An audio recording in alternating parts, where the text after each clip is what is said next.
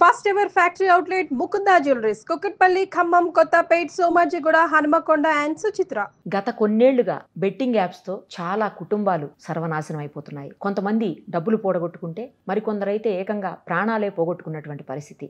ఏదైనా ఇన్సిడెంట్ జరిగినప్పుడు మనందరం స్పందిస్తున్నాము, మాట్లాడుతున్నాం, అంతటితో వదిలేస్తున్నాము. కానీ అవి మాత్రం కంటిన్యూ అవుతూనే ఉన్నాయి. దాన్ని ఎవ్వరూ పట్టించుకున్న పాప అనుకోలేదు. కానీ ఒక బాధ్యత కలిగినటువంటి వ్యక్తిగా ఐపీఎస్ ఆఫీసర్ అయ్యి ప్రజెంట్ ఆర్టీసీకి ఎండీగా ఉన్నటువంటి Sajjanar garu say no to betting apps అంటూ తన గళం విప్పారు. దాంతో అందరిలో చలనం వచ్చింది. ఎక్కడైతే ప్రాబ్లం ఉందో వాటన్నిటినీ సరిచేయాలని దేశం తీసుకున్నట్టుంది. అందుకే చాలామంది ఇన్ఫ్లుయెన్సర్స్, యూట్యూబర్స్ మీద కేసులు రిజిస్టర్ అయ్యాయి. లైక్ హర్ష సాయి, బెట్టింగ్ సన్నీ, బయ్యా సన్నీ యాదవ్, అలాగే లోకల్ బాయ్ నాని, ఇలా చాలామంది మీద కేసులు రిజిస్టర్ అయ్యాయి. కొంతమందిని అరెస్ట్ కూడా చేశారు. ఇంకా అనేక మంది ఇన్ఫ్లుయెన్సర్స్ బయటకు వచ్చి మేము చేస్తున్నది ఇంతకుముందు గతంలో చేశాము, అది తప్పు, ఇంకోసారి బెట్టింగ్ యాప్స్ ప్రమోట్ చెయ్యము అని చెప్పేసి మాట్లాడుతూ ఉన్నారు. వీటన్నిటికీ కారణం ఏంటంటే కేవలం సజ్జనార్ గారే. ఆయన ఈరోజు బయటకు వచ్చి మాట్లాడబట్టే ఇది ఇంత పెద్ద ఇష్యూ అయ్యి అందరిలో కదలికలు తీసుకొచ్చింది. ఇది ఒక ఉద్యమంలాగా కొనసాగితే బెట్టింగ్ యాప్స్ అనేవి మొత్తం కంప్లీట్గా ఇరాడికేట్ అయిపోతే సొసైటీ నుంచి బాగుంటుందనేది ఆయన ఆలోచన కాదు, అది అందరి ఆలోచన కూడా. అది జరగాలని చెప్పి మనం కూడా కోరుకుందాం. ప్రస్తుతం మనతో పాటు సజ్జనార్ గారు ఉన్నారు. ఒకసారి ఆయనతో మాట్లాడదాం. అసలు బెట్టింగ్ యాప్స్ అంటే ఏంటో కూడా తెలియని వాళ్ళు ఉన్నారు కొంతమంది. అయితే ఒకసారి సార్తో మాట్లాడి అన్నీ క్లియర్గా తెలుసుకుందాం. సార్ నమస్తే. ఒక గొప్ప కార్యక్రమాన్ని మీరైతే ముందుకు తీసుకొచ్చారు సార్. మీరు నిజంగా ఇప్పుడు ఆర్టీసీలో ఉన్నారు. ఆర్టీసీని ఎంత ప్రక్షాళన చేశారో, ఆర్టీసీని ఎలా ముందుకు తీసుకుపోతున్నారు, ప్రగతి రథ చక్రాలు అంటాం మనం ఆర్టీసీని, దాన్ని నిజంగానే అలా నడిపిస్తూ పోతున్నారు. సేమ్ టైము బాధ్యతను కూడా మర్చిపోకుండా ఒక ఐపీఎస్ ఆఫీసర్గా మీరు ఏం చెయ్యాలో అవన్నీ చేస్తూనే ఉన్నారు ఎప్పటికప్పుడు. ఇలాంటి సంఘటనలు అయితే మరీ ముఖ్యంగా మీరు స్పందిస్తూ ఉంటారు. చాలా బాగా అనిపిస్తుంది సార్. మీ వల్లనే ఈరోజు బెట్టింగ్ యాప్స్ అనే వాటి గురించి చర్చ మొదలైంది. దాని గురించి ఏం చేస్తే బాగుంటుంది అనేది అందరూ మాట్లాడుతున్నారు. చర్యలు కూడా స్టార్ట్ అయ్యాయి. సో అసలు బెట్టింగ్ యాప్స్ అనేది కొంతమందికి అసలు తెలియదు అంటే కూడా నాకు ఆశ్చర్యం అనిపించింది సార్. కొన్ని వందల కుటుంబాలు దీనివల్ల నాశనం అయిపోయినాయి ఉన్నాయి. ఈరోజు ప్రాణాలు పోగొట్టుకున్నారు, డబ్బులు పోగొట్టుకున్నారు, కుటుంబాలు మొత్తం ఏడుస్తున్నటువంటి పరిస్థితి ఉంది. అసలు బెట్టింగ్ యాప్స్ అనేవి ఎట్లా క్రియేట్ చేస్తారు సార్? అసలు బెట్టింగ్ యాప్స్ ఏంటి, దానివల్ల ఎంత లాభపడతారు పెట్టిన వాళ్ళు కానీ, లేకపోతే కొంతమంది సైబర్ నేరగాళ్ళు కూడా యూజ్ చేస్తున్నారు బెట్టింగ్ యాప్స్ని. సో వీళ్ళంతా ఎంత లాభపడతారు, అసలు వీటిని ఎట్లా తీసుకొస్తారు సార్ చెప్పండి ఒకసారి. అంటే గత ఒక 4-5 నెలల నుంచి నేను కూడా కంటిన్యూస్గా దీనిపైన ట్వీట్ చేయడం జరుగుతుంది. బేసిక్లీ చాలామంది మీరు అన్నట్లు చాలామంది బలి అయిపోయినారు, చాలామంది డబ్బులు పోగొట్టుకున్నారు. ఏమైందంటే ఇప్పుడు అంతకుముందు ఏమైందంటే ఈ బెట్టింగ్ అనేది మీరు వేలాది సంవత్సరం నుంచి వచ్చింది. ఇది మనం అది ఆగేది కాదు. కానీ బట్ ఇప్పుడు ఈ సోషల్ మీడియా వచ్చిన తర్వాత, ఇప్పుడు అంతా స్మార్ట్ ఫోన్ వచ్చిన తర్వాత ఎక్కడి నుంచో ఎవరో ఒక బెట్టింగ్ యాప్ని అప్లోడ్ చేస్తారు. మళ్ళీ ఇక్కడ ఉన్న వాళ్ళు డౌన్లోడ్ చేసుకుంటారు. డౌన్లోడ్ చేసిన ద్వారా ఏదో ఫస్ట్ ఇనిషియల్గా మీకు డబ్బులు వచ్చినట్లు వాళ్ళు చూపిస్తారు, క్రియేట్ చేస్తారు. కొంతమందికి తెలియక డెమో యాప్ అనేది కూడా చాలా మందికి తెలియదు, అది వచ్చింది కదా డబ్బులు అని చెప్పి అనుకుంటారు. కొంతమంది ఇది ఒక నెక్స్ట్ స్టెప్ తీసుకెళ్ళడానికి మన సోషల్ మీడియా ఇన్ఫ్లుయెన్సర్ ఉన్నారు, కొంతమంది సెలబ్రిటీస్, వాళ్ళ ద్వారా కూడా ప్రమోట్ చేయడంతో పబ్లిక్లో చాలా వెళ్ళిపోయింది. ఎందుకంటే ఇప్పుడు సోషల్ మీడియా ఇన్ఫ్లుయెన్సర్స్ ఉన్నారు, వాళ్ళు ఏమంటే నాకు ఫాలోవర్స్ ఉన్నారు, నేనేం చెప్పిందే వింటారు, నేను చెప్పిందే నడిచిపోతుందని చెప్పి చాలామంది వాళ్ళ ఫాలోవర్స్కి మీరు డబ్బులు సంపాదించాలి, మీరు కూడా బాగుపడాలి, మీరు నాతోనే మీరు కూడా ఎదగాలి అని చెప్పి వాళ్ళకి ఏదో ప్రలోభ పెట్టి వాళ్ళందరూ కూడా దింపడం జరుగుతుంది. కొంతమంది సపరేట్ టెలిగ్రామ్ ఛానల్స్ కూడా పెట్టుకున్నారని చెప్పి తెలుసుకున్నారు. కొంతమంది మొన్న ఎవరో ఒక గ్రామీణ ప్రాంతం నుంచి ఆయన ఏదో బెట్టింగ్ యాప్స్ చేస్తే వాళ్ళు ఇమీడియట్లీ రాత్రి 12 o'clock అయినా మెసేజ్ వచ్చిందంటే ప్లీజ్ కాంటాక్ట్ అస్ అని చెప్పి, ఇట్లా కూడా మెసేజెస్ వస్తున్నాం అని చెప్పి అంటే టెంప్ట్ చేస్తారు. రకరకాల మోడస్ ఆపరండి చేసుకొని, ఎందుకంటే ఇప్పుడంతా సైబర్ యుగము, ఎక్కడి నుంచి ఎదురు చేయవచ్చు. సో కొంతమంది దీనికే అట్రాక్ట్ అయ్యి చాలామంది నష్టపోతున్నారు. అదేవిధంగా కొంతమంది ఈ ఒక యాప్ క్లోజ్ చేస్తున్నారు, ఇంకోటి యాప్ చేస్తున్నారు, ఇంకోటి యాప్ క్లోజ్ చేస్తారు, ఇట్లా కూడా మల్టిపుల్ యాప్ చేసి, అందుకే ఈరోజు చాలా వేలాది యాప్స్ ఉన్నావు ఈ బెట్టింగ్ యాప్స్. ఏది కరెక్టు ఎక్కడ ఏమనేది కూడా ప్రజలకు తెలియనంత పరిస్థితి లేదు. బట్ మొత్తం మీద ప్రజలు నష్టపోతున్నారు, ముఖ్యంగా యూత్ నష్టపోతున్నారు. చాలామంది ఫ్యామిలీస్ రోడ్డు పైన వచ్చేసారు. సార్ మీరు ఈ ఉద్యమాన్ని తీసుకురావడానికి ఏంటి సార్ రీజన్? మీరు ఎందుకు ఇంతగా గళం విప్పారు దీనిపైన? అంటే అదే చెప్పాను కదా, లాస్ట్ ఒక ఈ అంతకుముందు కొంచెం ఈ డిజిటల్ అరెస్ట్, సైబర్ క్రైమ్ దానిపైన చేసుకుని వచ్చాము. తర్వాత అది కొంచెము తగ్గుముఖ పట్టింది. ప్రైమ్ మినిస్టర్ మాట్లాడిన తర్వాత గతంతో పోలీస్ కూడా బాగా చేశారు అన్ని చోట్ల.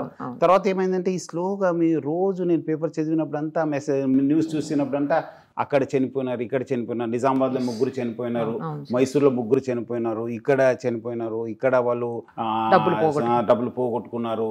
వీళ్ళు యూత్ కూడా వాళ్ళ ఫాదర్ బ్రదర్ కూడా బాగా హెరాస్ చేస్తున్నారు అని చెప్పి ఈ కథనం రావడంతోనే అనిపించింది లేదు దీనిపైన కూడా కొంచెం వీళ్ళు స్టార్ట్ అవేర్నెస్ అని చెప్పి అప్పుడు లాస్ట్ డిసెంబర్ నుంచి ఆల్మోస్ట్ నవంబర్ డిసెంబర్ నుంచి we started tweeting all those thing. At least పేపర్లో వచ్చింది, మీ లాంటి న్యూస్లో వచ్చింది, we started so that at least create awareness అని చెప్పి దాని తోడుగా కొంచెం మూమెంటం కూడా పిక్ కావడం జరిగింది.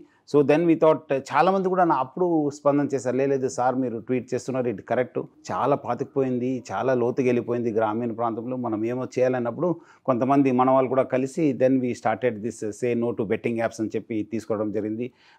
పబ్లిక్ కూడా బాగా స్పందించారు, ఎందుకంటే పబ్లిక్ కూడా తెలియదు ఏం చేస్తే బాగుంటుందని, ఎవరో ఒకటి లీడ్ చేయాల్సి వస్తుంది. సో ముఖ్యంగా మన చాలామంది సోషల్ మీడియా ఇన్ఫ్లుయెన్సర్స్ కూడా అందరూ చెడ్డ వాళ్ళు ఏం కాదు, కొంతమంది మంచి వాళ్ళు ఉన్నారు, వాళ్ళు కూడా దే హావ్ పాట్ ఇట్, వాళ్ళు కూడా నష్టపోయినారు, వాళ్ళు కూడా అందుకు మనం ఇట్లా చేయాలని చెప్పి వాళ్ళు కూడా చేస్తున్నారు. కొంతమంది ఏదో డబ్బులు చేసుకున్నారు, కానీ వాళ్ళు మీరు అన్నట్లు డెఫినెట్లీ వాళ్ళు చట్టం తన పని చేయాల్సి వస్తుంది. ఈ రోజు కాకపోయినా రేపైనా మళ్ళీ కొంతమంది పైన కేసు అవుతుంది, చాలామంది వాళ్ళు కూడా తెలిసిపోయింది. ఇప్పుడు అంటే ముఖ్యంగా మనం అంతకుముందు జరిగిన సంఘటన కూడా ఇంకా లోతుగా ఇన్వెస్ట్ చేయాల్సిన అవసరం వచ్చింది. ఇప్పుడు జస్ట్ మన వాళ్ళు అట్లానే వదిలేశారు, అవేదో normal suicide case, normal cheating case అని చెప్పి. బట్ ఐ థింక్ లోతు కూడా ఇన్వెస్టిగేట్ చేయాల్సిన అవసరం టైం వచ్చిందేమో అనిపిస్తుంది. ఇప్పుడు మీతో కొంతమంది కూడా మాట్లాడినట్టున్నారు సార్, ఇన్ఫ్లుయెన్సర్స్, నా అన్వేషి లాంటి వాళ్ళు కూడా మీతో మాట్లాడారు, సపోర్ట్ చేస్తున్నారు, చాలా మంది మాట్లాడుతున్నారు, చాలా మంది మధ్యలో పర్మిషన్ అడుగుతున్నారు, యాజ్ ఇఫ్ దట్ ఏదో నేను అన్నాను, నా పర్మిషన్ లేదు, ఇది it's a societal cause, so anybody can fight, anybody can take up, మీ వంతు మీ కృషి చేయాలి. ఎందుకు సార్ పర్మిషన్? అంతే, నేను అదే అన్నాను, నా పర్మిషన్ ఏం అవసరం లేదు, ఏదో మనం so I said that there is no need, మీరు ఫైట్ చేసుకోండి, మీరు మీ ఫాలోవర్స్లో అవేర్నెస్ తీసుకోండి, కొంతమంది మిగిలిన ఇట్స్ అ గ్రేట్ అచీవ్మెంట్ అని చెప్పి చెప్పడం జరిగింది. కాదు సార్, ఇప్పుడు కేవలం డబ్బు కోసమేనా, లేకపోతే దీన్ని ఏమన్నా ప్రమోట్ చేస్తే వాళ్ళకి ఇంకా వేరే ఏమన్నా బెనిఫిట్స్ కూడా ఉంటాయా సార్? డబ్బులే మళ్ళీ వేరే ఏమో ఉండదు, వాళ్ళకు డబ్బులే వస్తుంది కదా, వాళ్ళు ఎంత ప్రమోట్ చేసి ఎంత డబ్బులు వస్తుంది అంత వీళ్ళకి కమిషను, వీళ్ళకు రకరకాల రీతి అడ్వాంటేజ్ వస్తుంది, వాళ్ళకి బెనిఫిట్స్ వస్తుంది, వాళ్ళు లాభం పొందుతారు. చాలా ఎక్కువ మొత్తంలో ఇస్తారు అని చాలా ఎక్కువ మంది, ఎందుకంటే ఇప్పుడు నాకు కూడా తెలిసింది, చాలా మంది వాళ్ళు ఎక్కడ ఉన్న వాళ్ళు ఎక్కడో స్థాయి, అందుకు వాళ్ళు చూస్తుంటే వాళ్ళు మంచి కొత్త బండిని కూడా కాల్చేస్తున్నారు, అదే అర్థం కావట్లేదు, విసిరేస్తున్నారు, అంటే వాళ్ళు లాట్ ఆఫ్ మనీ ఇట్లా డబ్బులు చూపిస్తున్నారు, ఇట్లా ఉందని చెప్పి విసిరేయటం ఏంటేంటో చేస్తున్నారు సార్. కొంతమంది మాట్లాడుతుంటే వింటున్నాం సార్, నేను చేయకపోతే ఇంకొకళ్ళు చేస్తారు, అంటే వేరే వాళ్ళు చేస్తున్నారు నేను కూడా చేయాలని చెప్పారు, తప్పది. అంటే మెయిన్ వాళ్ళకు ఉన్న ఫాలోవర్స్ని మనం ఏం చేస్తే నడుస్తుందనే ఒక ధీమాలో ఉన్నారు. అది వాళ్ళు ఇప్పుడు అందుకు అడిగాను నేను అందరికీ, ఎవరెవరు ఫాలో చేస్తున్నారు అన్ఫాలో చేయండి, సో దట్ అప్పుడు అర్థమవుతుంది నాకు ఇంతమంది ఫాలోవర్స్ ఉన్నారు, ఇంత తగ్గిపోయిందంటే అప్పుడు అనిపిస్తుంది అమ్మో public is not with us అనేది వాళ్ళకి అర్థమవుతుంది, లేదంటే వాళ్ళు they'll take them for granted.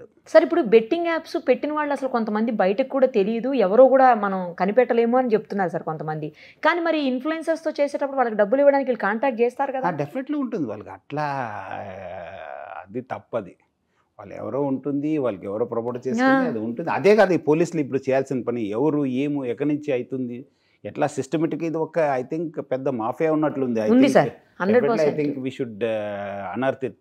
అదే ఇప్పుడు వీళ్ళ త్రూ వెళ్తే ఎవరు ఏంటనేది బయటకు వస్తారు కదా, ఎవరు ఇప్పుడు అంతా వాళ్ళంతా బయట పోయారని చెప్తున్నారు, ఈ రోజు కాకపోయినా రేపు వస్తారు, ఇండియాలోనే లేరంట, ఈ రోజు కాకపోతే రేపు వస్తారు కదా, వచ్చినప్పుడు డెఫినెట్లీ వాళ్ళు చెప్పాల్సింది ఎట్లా ఉంది, వాళ్ళ బ్యాంక్ అకౌంట్స్ ఎక్కడి నుంచి డబ్బులు వచ్చింది, వాళ్ళు ఎవరు వచ్చి రిసీవ్ చేసుకున్నారు, ఎక్కడి నుంచి డబ్బులు వచ్చింది, ఎవరు కాంటాక్ట్ చేశారు అనేది కూడా అయిపోతుంది, తెలిసిపోతుంది. కొన్ని అంటే మనకు ఆన్లైన్ లో ఏదన్నా వేరే ఏదైనా సెర్చ్ చేసినప్పుడు కూడా వస్తుంటాయి సార్, దాన్ని తెలియక క్లిక్ చేసేటోళ్ళు కూడా ఉన్నారు, చాలా మంది ఉన్నారు. అదే కాదు ఇప్పుడు సోషల్ మీడియా ప్లస్ ఈ స్మార్ట్ ఫోన్ వల్ల తెలియకుండానే మనం we get sucked into that system, తెలియకుండానే ఏదో ఒక వీడియో వస్తుంది, ఏదో ఒక నోటిఫికేషన్ వస్తుంది, మీరు వస్తే క్లిక్ చేస్తారు, వాళ్ళు ఏదో ఆశ చూపిస్తారు, అమ్మో మీ దగ్గర ఉన్నది అది ఉంటుంది, అందరికీ డబ్బులు సంపాదించాలనేది ఉంటుంది, డబ్బులు సంపాదించాలంటే కరెక్ట్ వే ఉండాలి, కానీ బట్ అనవసరము ఇది బెట్టింగ్ ఆడి లేదంటే వేరే వాళ్ళని మోసం చేసి వేరే వాళ్ళని ఈ రంగంలో దింపి చేయడం అనేది తప్పు. అది సార్ కొంతమంది అంటుంటే విన్నాను సార్ నేను. ఇప్పుడు మన క్రికెటర్స్ ఉంటారు కదా, వాళ్ళు కూడా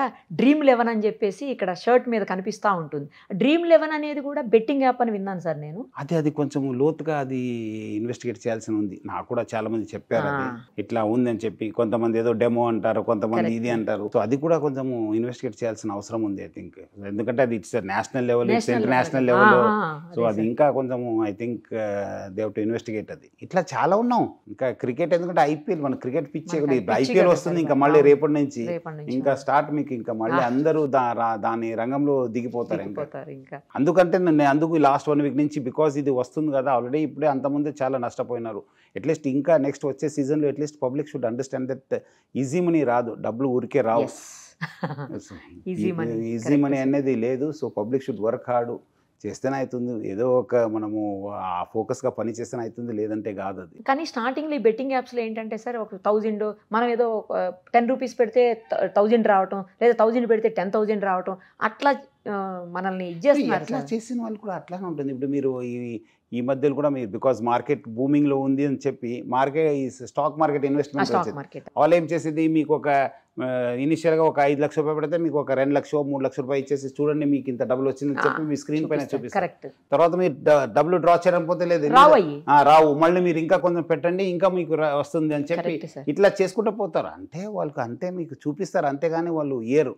సో ఇది కూడా అట్లానే ఉంటుంది. మీకు వచ్చిన స్టార్టింగ్ ఏదో మీకు ప్రలోభ పెట్టడానికి వేరే వాళ్ళని దింపడానికి చేస్తారు కానీ బట్ అదర్వైజ్ అది డబ్బులు రాదు. It's again zero sum game, మొత్తం శూన్యమే ఉంటుంది అది. ఇప్పుడు ఈ బెట్టింగ్ యాప్స్లో ఒకేసారి ఎక్కువ మంది అంటే దానివల్ల ఎఫెక్ట్ అయిపోతారా సార్, లేకపోతే ఒక్కసారి ఒక్కళ్ళే అవుతారా? లేదు, అది ఇట్స్ ఓపెన్ కదా, ఎవరు కావాలి వాళ్ళు ఆడుకోవచ్చు కదా, ఏముంది అది.